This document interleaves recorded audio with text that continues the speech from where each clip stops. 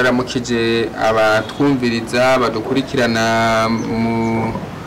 bakoresheje uburyo bugezweho bw'imbonesha kure muri rwo rukurikirane twatanguye go kwiga ivyigwa by'indongozi nkibutsa abariho kumbure bashasha batarakurikirana kino gitabo dufite igitabo kiryoshe cyane cy'indongozi yo kwiga Bibiliya ni igitabo kidufasha kwiga dufatiye ku buzima bwa Ezira na Nehemiya abantu babaye abahizi bakomeye mu kuyobora ubwoko bw'Imana gusubira mu gisagara cyabo Yerusalemu mu gihe hari hatwawe bari batwari ari nyagano bari mu bihugu by'amahanga hanyuma kubw'iteko ry'umwami Imana byabaye ngombwa ko basubira i Yerusalemu kugira ngo bongere kuhasanasana bubaka urusengero bongere kandi bubake inzitiro z'umugwa mukuru wabo Yerusalemu.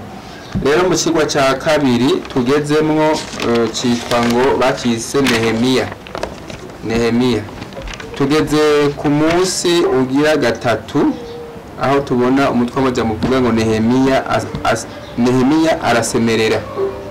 arasemerera mbega yoba yafashe umukoro nta mikoro yari ihari yoba yavuze cyane yoba yavuze buke yoba yafashe umwanya munini wo kubyumvisha umwami kumbure bakabyita ko yasemereye kugira ngo bikunde umwami abyumve ariko kandi Nehemiya kuza kubibona reka sintwara ikigwa cyose turafise mushiki wacu hano Evelyn aza kuduha kino kigo imbere yuko kumbure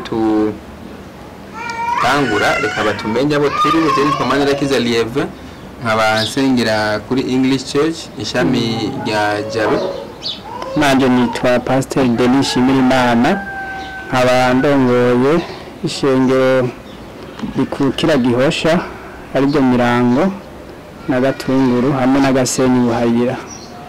Nanje nitwa Akimana Evelyn uyu munsi nkabasengera ku ishengero ry'Abadventiste b'umunsi w'indwi ryo mu Mirango. Ego murakoze Evelyn umwanya ni gwanyu ni mumuza kuturongora mu kino kigo.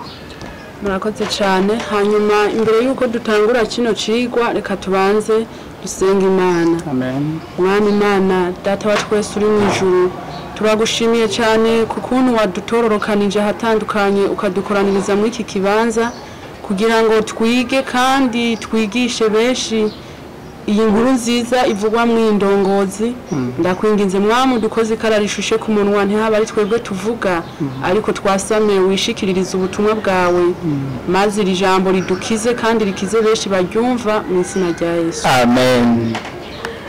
Iki cigwa bavuga ngo Nehemiya arasemerera ni cigwa kidasanzwe twasanga mu gitabo ca Nehemiya nyene usomye igice ca kabiri ugahera ku murongo waho wa mbere ukaza gushikana ku murongo waho w'umunani aho batweretse Nehemiya ubuzima bwiwe n'igikorwa yakora n'ukuntu yafashe umwanya udasanzwe wo gusengera igikorwa c'Imana cari cahagaritswe n'inkozi z'ikibi. Rero aha batangura batwereka ubuzima bwa Nehemiya n'igikorwa ciwe yakora. Aha batwereka Nehemiya nk'umukevyi canke abo mu iki gihe ca none twokwita ababoyi kuko wewe ico yakora yafata agahereza umuvinyu canke se ikinyobwa umwami ari bwihereze.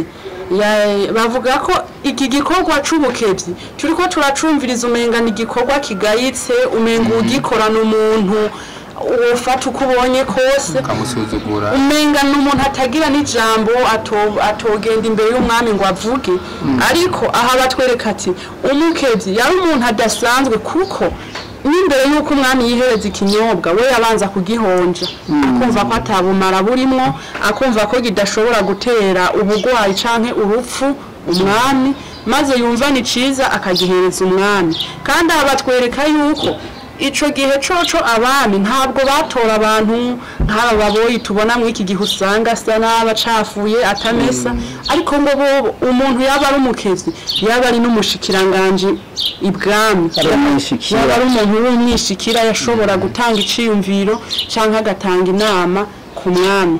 Aha rero Nehemiya batwereka ko muri iki gikorwa ciwe yari umuntu adasanzwe kuko uri kurasoma iki gice bavuga ngo Nehemiya ntabwo yari bwigera agira umubabaro ari imbere y'umwami. Rero vyerekana ko yari umuntu w'umugwaneza yakora igikorwa cishimiye noneho bituma agira ubutoni n'ubwishikira ku mwami arakundwakaza. Amen. Rero batwereka ibintu bigiye guhinduka kuri Nehemiya. Ya shusho yahora afise irahinduka, wa mutima mwiza yahora yamana twenga akora ibintu n'ubugwaneza birahinduka. Noneho bica bituma n'umwami aca bibona. Abari ngaho ku kigwa bose barabibona ati kurya muntu hari cyahindutse. Kubw'ikiganza ciza umwami aramubaza ati mbega Nehemiya kumeze guco kandi atari ko wahora umeze.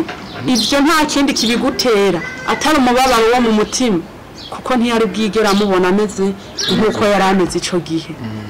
Nehemiya aravuga ati mbega nogira umunezero gute, no kwishima gute, no twenga gute, mbega nosa neza mu maso gute kandi namaze kumva inkuru y'agacamugongo ivuga kubi wacu ihanga ry'abayuda na n'igisagara cacu arico Yerusalemu. Amubaza ati mbega ibintu bimeze gute kuri ubu ko nzi yuko abagiye bamaze kubaka kandi igisagara canyu uyu munsi gihagaze.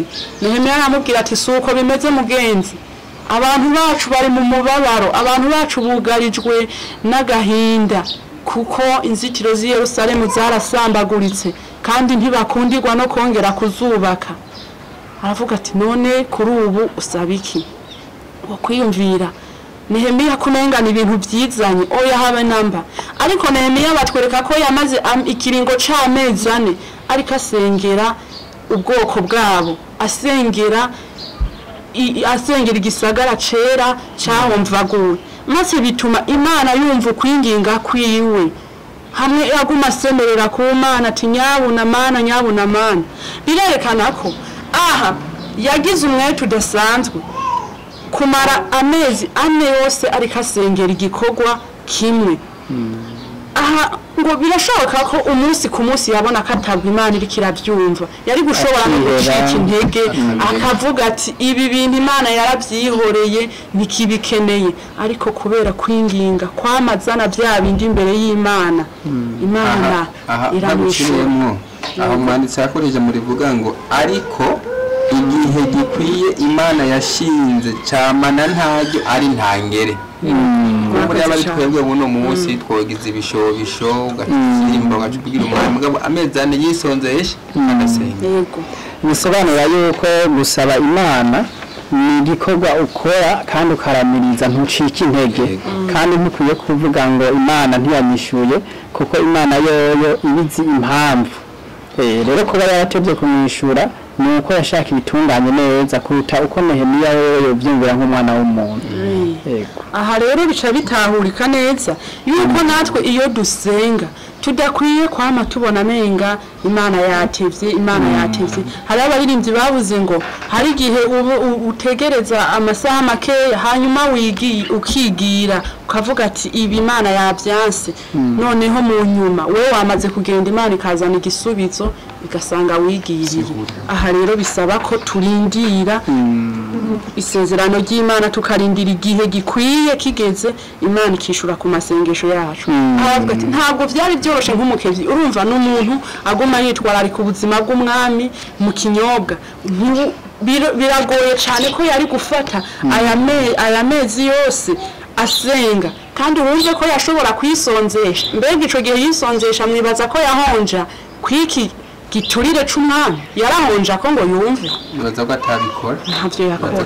None wumva atabikoze ntumva ko yari karica akazi ariko kubwo kwizera Imana kwiwe Nehemiya yaravuga ati jewe kubwo kwizera umwami Yesu ndemera yuko iki kintu atakintu na kimwe kiri bwonone ku buzima bw'umwami maze akakimuhereza mu kwizera kandi akacihereza ntikigira ico kimugira. Amina. Hari ikindi kintu nabonye mu kino cigwa ca Nehemiya ari umuhizi akomeye cyane kuko ku munsi wa mbere twarabonye ko Nehemiya yashoboye kuronka amakuru avuye iwabo Yerusalemu ayazaniwe n'umuntu yitwa Hanani.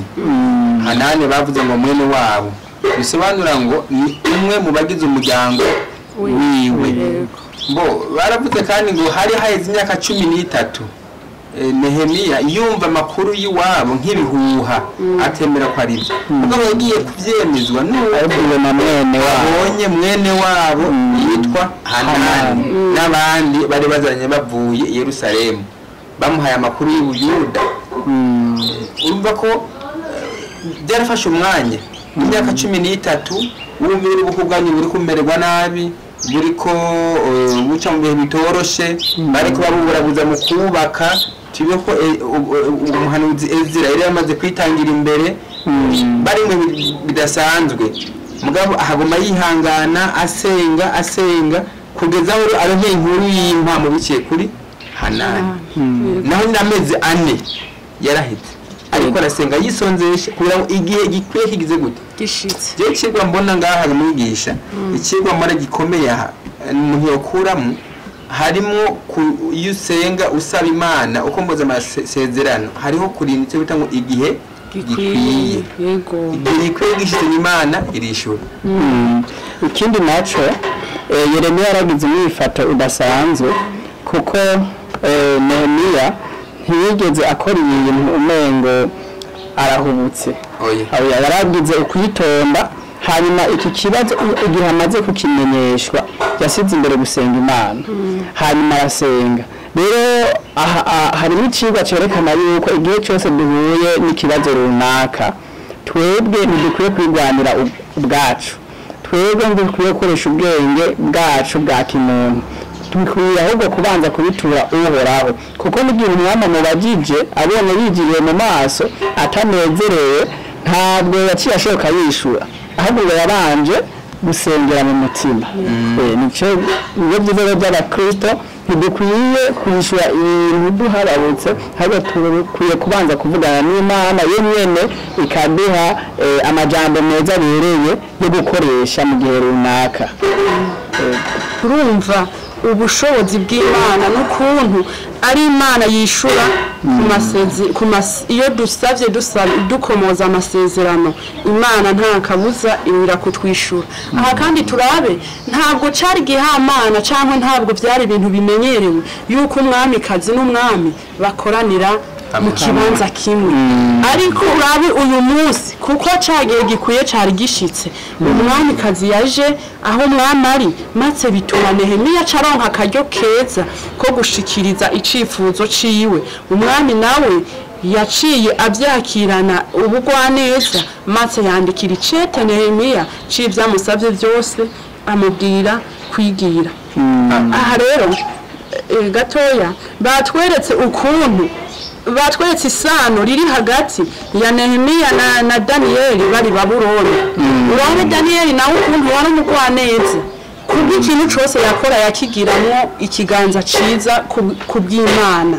Bamutumye agira ubutoni ku mwami kuburyo icamusavye cyose avuga ati mwami wonkorera ikinogenza uku akavuga ati nta na kimwe akakimukorera. Rero iyo dufise kubaha Imana muri twebwe bituma n'abantu batwemera. Noneho iyo tugize ico dusaba bakaca batwumviriza bitagoranye. Iki cigwa ni ibi cyariko kiratwereka namwe mukomeze kunganira umuntu wese uco yokumva yokongera ko kwiki cigwa kugira ngo kirushize kugira kanovera. Ego reka nibutsa amajambo Pawulo yakoresheje aho yavuze yuko ubukristo kenshi buserukira mu ngeso. Rero aba bantu iyi Nehemiya yari mu gihugu c'abantu b'abapagani i Babuloni, ariko uyu yagize umwifato utuma bazirikana mu by'ukuri yuko uwo muntu ari uw'Imana adasanzwe. Aha rero kuba babisanishije na Daniyeli, ucubona Daniyeli nawe igihe batwaye nk'umunyagano nyene bari Babuloni, yagize umwifato utuma na Nebukadineza nubwo yari umupagani avuga ati noneho ndamenye yuko Imana yabo ari we Mana nyamana. Rero nshaka kwerekana yuko twebwe imyifato zacu ni insiguro ahantu hari hose tuba turi. Nkuko Nehemiya yabikoze na Daniyeli, niko natwe dukwiye kuba abantu baciye bugufi kugira imyifato zacu aho turi no muri babandi batemera Imana, babona ati mu by'ukuri aba bantu barafise ibanga rinegeje muri bo bitandukanye nabo uko abapagani. Ego murakoze cyane ku nyunganizi zanyu. Hanyuma sinzi ko hariho akabazo twokwigira hamwe canke twosangirira hamwe, ariko jewe ngerageje kumviriza ukuntu icigwa cagiye kigenda, ndumva ko cagerageje icatahuritse abagiteze amatwi n'abiteze kucumviriza mwese. Imana ibahezagire mu izina rya Yesu. Amen.